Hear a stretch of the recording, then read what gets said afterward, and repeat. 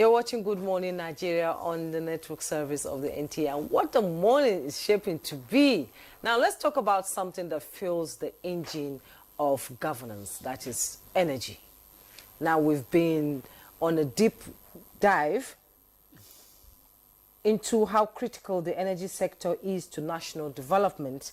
And with the Dangote refinery making headlines, there's no better way to have this conversation. It's been called a catalytic project, and for good reasons, from telecoms to manufacturing and, of course, construction. Everyone's got a stake in what this refinery delivers. Jumai, absolutely, it's really a catalytic project. Yesterday, we had a fascinating chart with Dan Kule, who pulled no punches. He broke down how access to better quality fuel could not only boost productivity, but also significantly lower operational cost. But he didn't stop there. He made it clear that without serious improvements in logistics and smarter regulatory framework, we might just be pouring clean fuel into a leaky tank. It was a reality check. And today we are keeping the momentum and going with two power-packed guests who we know who are sure of the terrain. So, Jumai. Yes, and we're seated here in the studio. We have Mr. Kelvin Ayeboefe Emmanuel, CEO of Lacora Stone and former economic advisor to the President of the Senate. You're welcome to Good Morning Nigeria. Good morning. It's a pleasure to see you again. I was just going to correct. I was actually not an economic advisor to the Senate President. Okay, you are not? Yes. So it's important to... Yeah, to, yes, we do that. All right, thank you for that, correction. We're equally honored to have with us Professor Ken Ife, an economic policy expert whose voice has been instrumental in national economic discourse. Prof. Thank you. You're welcome. Always a pleasure. It's good to see you, Prof. Good morning, Nigerians. So let's look at the revolution that is going on, especially in the energy sector. How do you think this can be sustained, to further promote, the economy of this country? Okay, Kevin is a great guy, and I want him to focus on the technical side, and I want to look at the development economic implication of all of this, because we don't lose sight of citizen welfare, and look at that. We don't lose sight of 43 million Nigerian MSMEs who are the code end of all of this. And then, of course, we don't lose sight of giving critical advice to the leaders of these tank farm, what they call it, these distribution people that are screaming. We want to talk to them so that we can help them understand how we can grow the business. Because they need to be educated. Yes. All parties need to be educated. Let me say that this is the most consequential. This is the most consequential thing that can happen in the entire energy supply chain. And over the years, what we have seen is a strategic misalignment of fuel storage, fuel transportation, and fuel logistics. Complete. And that misalignment is fueled by corruption. As you know, everybody knows that. Even this morning, the House says 210 trillion naira is missing. NMPs to come and explain. It's just to give you, is a tip of the iceberg. And we all saw what happened 10 years ago, 8 years ago, where there was a huge outcry on what exactly are we consuming in this country called fuel. And how are we accounting for it? And many people have admitted that they were involved in bringing in 30 million and then recording 90 million. We've seen all that. And then eventually we also seen 20 years of resistance to PIA. Buhari finally signed it. But the man fought so hard that he didn't want to get into the implementation. He just signed and left it to our new president to deal with. And God, thank goodness, our new president has religiously started implementing PIA. So, what is the issue? The issue is that we have a lifeline. We have a lifeline to some of these moribund petrol stations in the rural area that they can't get fuel. We have people that get fuel at very high price. We have 42 million companies in Nigeria that depend on 70% of their business depend on generators and all that. They can't get steady price. They can't get steady supply. We have all kinds of things. Name it is going on in that industry, and it needed to be cleaned out. Not least because PIA is being implemented. So the question is, and then how about the consumers themselves?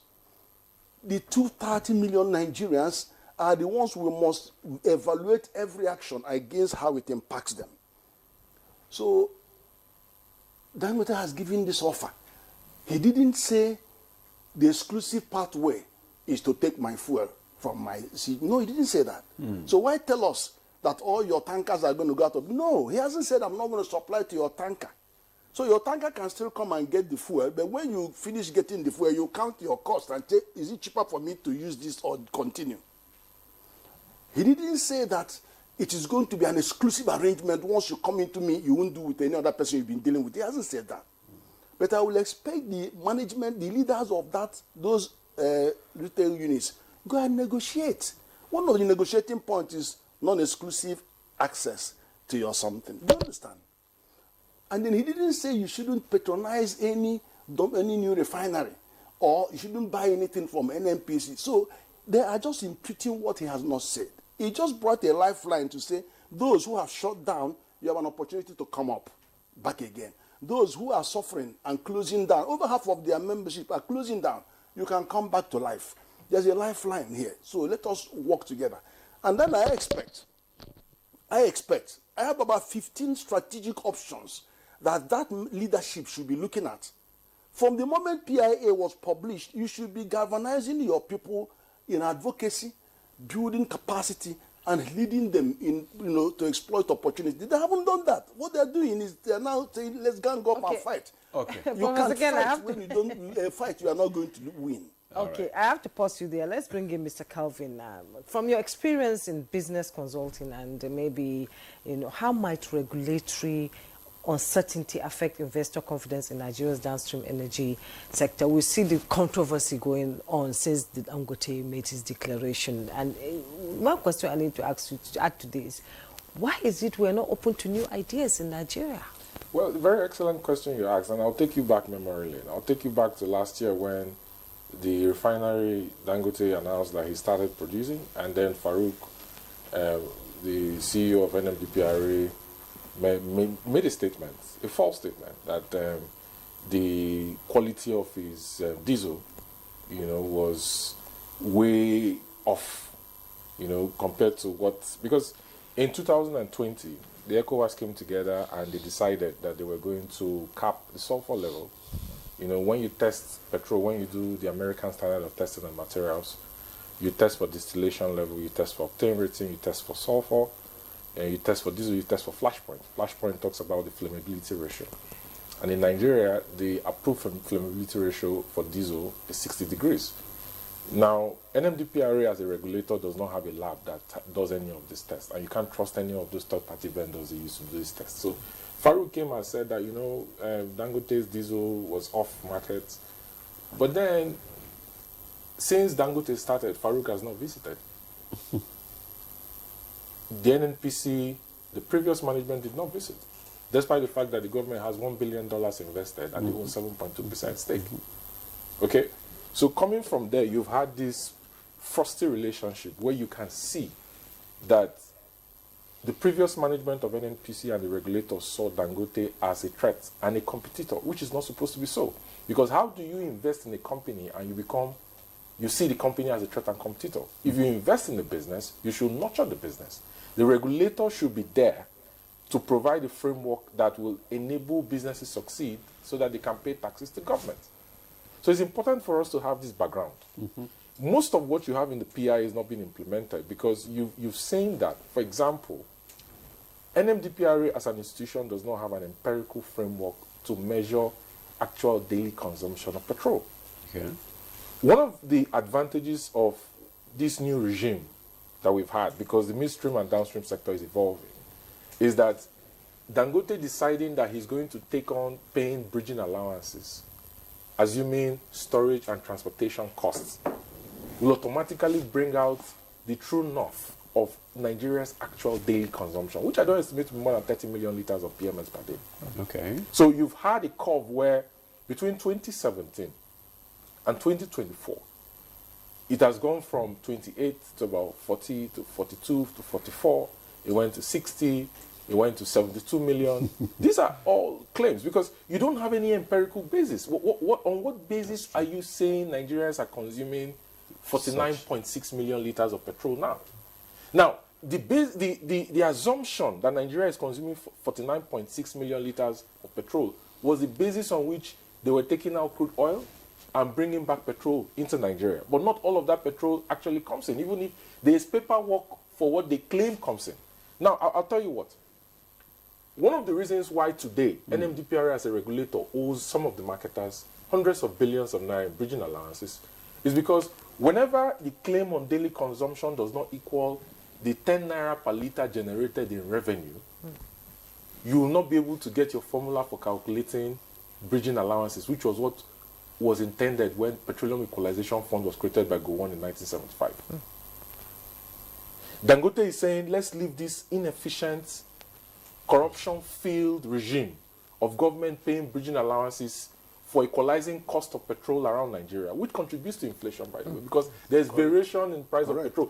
Up to 40% variation. Yes. It contributes to inflation, because when you look at the basket for calculating CPI, energy is taking like 20% of it.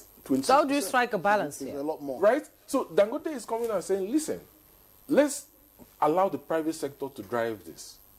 You know, we refine crude, we get PMS, we get diesel, we get Jet A1 and all the likes. Now, there is inefficiency in the supply chain. The pipes are not working. Atlas Cove and Musimi are not functioning. So you can't pump into the pipes and take it to the 22 different retail storage distribution centers. Across the country. Right? So Dangote said, let's even align with the presidential CNG initiative. Yeah. And I've always said that CNG, gas to power, gas to transport. Gas to power works. Gas to transport works for only vehicles because of the business case that has engine displacement of more than 2,000 cc, which are mostly trucks. Okay. Right? Dangote said, let's build daughter stations. Then let's buy CNG trucks that can take from daughter stations and fill these CNG trucks. The CNG model saves you about 40 to 50% of cost compared to diesel when you do cost-benefit analysis, right? So that we can efficiently distribute petroleum products to different stations around Nigeria. But what you've had since in the past 1 year is a frustrating relationship where the refinery came, and instead of the marketers to come to the table and say, okay, you're producing petrol that meets up with ECOWAS standard, which is 50 parts per million for sulfur level as stated in sections 317.11 of the PIA, right? How do we negotiate a truce and work together? Okay, that's the question. They refused. Instead, they started threatening him. So what steps should they take now? What step would you advise that they take? I think the ship has sailed. The ship has sailed because the important thing is for Nigerians to succeed. Yes. Not for a cartel or private interests. Okay. Right? The important thing is for energy security. It's for Nigerians to get petroleum products, white transportation fuels around the country. For there to be no queues, for there to be no scarcity, for there to be no distortions. Right? Look, petrol sells at Gantry, for example, at 820, 825. When it gets to Umaya, or when it gets to Inewi, or when it gets to Yenegua, or when it gets to Ilorin, or when it gets to Biu in Borno, petrol price goes to 1,002. Can we explain it? How is it that the people who are not buying crude, the people who have not built infrastructure, the people who are not assuming the risk for drilling crude oil, transporting it to refineries, refining it, are making more profits than the people who are involved in the actual legwork? How? Now, with this development now, is there likely to be a uniformity in the price of petrol across the country? Correct. So what Prof has said is that Dangote has not said, oh, we're taking the entire, because Dangote is not a regulator, he's a businessman, he doesn't have such powers. What he's saying is that I'm a player in the sector. I cannot build filling stations because the PIA will not allow me to build or own filling stations, right? But I want to bring more efficiency in distribution. So let them compete if they can. But what I would say is this: let Farouk do his work and ensure that every product that the marketers land in Nigeria is subject to the American Standard of Testing, which is the global standard for testing white transportation fuels, to be sure that they meet up with the sulfur level. Because I can assure you, if the products they bring into Nigeria is subjected to a test randomly, not calculated test, randomly, they will not meet up with ASTM standards for sulfur level as stated in the PIA, section 31711. Okay.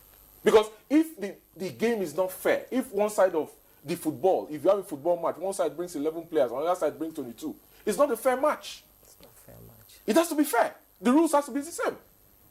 So they need to collabo so that Nigerians will enjoy. Okay, Prof, final question. Looking ahead, what government... It's not final, though, because this is a very serious matter.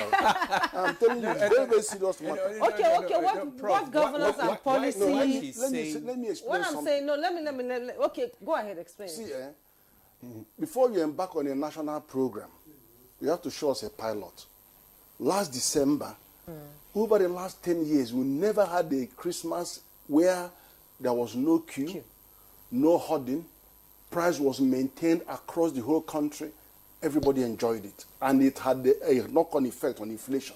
The first time we've seen in December peak inflation come down on food, it was partly because of CBN policies, but more pragmatically, what happened on the fuel. Yeah. Now, for you to be able to maintain that price across the country, it cost Dangote over 10 billion. Just to make that equalization, remove that. He took that cost, which is effectively transferring public subsidy to private sector. And that's what we should be praying for. And who benefited? People benefited. There was no price hike over the Christmas. We had everything was okay. Now, you can now migrate it to the nationwide. This guy is going to bear not less than 200 billion naira just in maintaining this price stability. Just in taking off that transportation, it's not going to cost less than 200 billion. And the effect is that people are going to have steady, people running their business, 42 million Nigerian companies, depend 70% of their costs is related to this. You are going to breathe life into our businesses, growth will come, employment will come. I hear people saying there will no job. No, more petrol stations will come on life. And let me warn. If you don't take this opportunity, those who will embrace it will build petrol stations that will knock yours off forever. Because if you are getting 500,000 litre, you may have to go and open one or two in rural area, and you end. So lead your people, let them to enjoy the opportunity, rather than lead them astray, and many more will continue to shut down. That's the irony, because I'm concerned about the development impact. How much, who is benefiting? And Nigeria is going to get better position things. Are the industry is going to have a lease of life? Are your members that are currently shutting down all their petrol stations, are they going to get opportunity to reopen? And okay, Prof. Do you understand? That's yes. my concern. I know you're very passionate about this. You want things to work. And because of time, this conversation will still continue, but let's have your parting shot, Mr. Kelvin, on this issue. What is the next line of action now? In 1 minute. I'll be very frank with you. I think Mr. President should go ahead and change the head of the regulatory institutions. They failed. I'll be very frank with you. There are so many areas that are unlocked in the Petroleum Industry Act in 2021 that needs to be unlocked. The regulator is not doing his job. For example, sections 109 of the PIA says that the domestic refiners are entitled to crude under the Naira for crude unit. Dangote is still not getting more than 70,000 barrels of crude per day till today. Okay? The regulator is not doing his job because they are supposed to take inventory of what crude they get. I think NUPRC has just come out with a new circular that says they are instituting some kind of vessel tracking, an inventory system, and export permits for vessels, crude that leaves Nigeria. Okay? Mr. President should go ahead and change the leadership of NUPRC and NMDPRA. He's done well with NMPC, yes, but he needs to take action on yes, Mr. Kelvin. Emmanuel, CEO of Lakura Stone, and thank you so much for coming. I'm so sorry we don't have enough time, but I believe it's going to be a continuing conversation. going forward. And thank you so much for coming and your insight into this conversation. Professor Ken Ife, economic policy expert whose voice has been instrumental in national economic discourse. Thank you so much for coming. Thank you for having me. I'm sure you'll be here again. I know. Yes. I know. And that's Good Morning Nigeria for today. Thanks so much for your time. We hope you enjoyed the conversation. I am Jumbo Yusuf. And I'm Adimola Adio. Thanks for watching. See you again tomorrow.